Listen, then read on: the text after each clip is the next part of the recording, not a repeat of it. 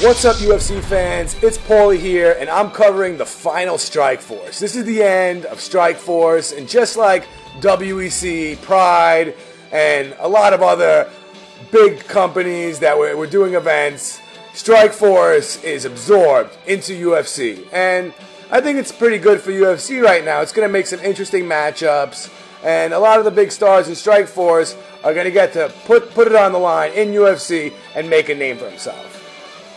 Oddly enough, there is a fighter from the UFC who's actually fighting in Strikeforce in the final event. And that fighter is Ed Herman, Short Fuse. Short Fuse is going in there to fight Jacare Souza. And he's not fighting for the belt because Luke Rockhold took Jacare's belt back in Strikeforce Barnett versus Karatanov. And that was the finals of the Strikeforce heavyweight tournament. Anyway, Jacare just came off a really quick win over Derek Brunson, a wrestler, at Strikeforce Rousey vs. Kaufman in San Diego, where he knocked him out viciously and quickly. And, you know, Jacare is one of the best fighters, and at the 185-pound division, he really is. He's got a sick ground game. He's got 12 submissions, and in his career, he only has one knockout. So we know Jacare's game, and the thing about Jacare is he's so good at it that he continues to get it done. And his one knockout of his career was last time, so if anyone thought that he didn't have any knockout power, he proved that he did last time.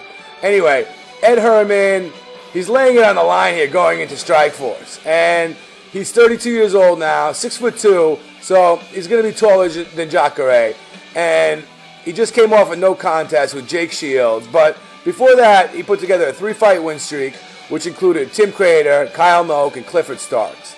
Anyway, he's had a lot of wins and losses, and he's had his ups and downs. But Ed Herman, at 32, he's finally submitting his fighters and knocking them out. You know, all those 3 wins I talked about were submissions and knockouts. And he had a loss to Aaron Simpson when he had that knee injury back in the beginning of the second round. But that was a while ago. That was back in 2009. Anyway, he recovered pretty well from that after his knee injury, and he's been doing pretty well. But I think that Jacare is going to be way too much for Ed Herman. Ed Herman, like if you look at it this way, he beat Kyle Noak and Tim Crater and Clifford Starks. But don't you think that Jacare would have put those guys to sleep? I do.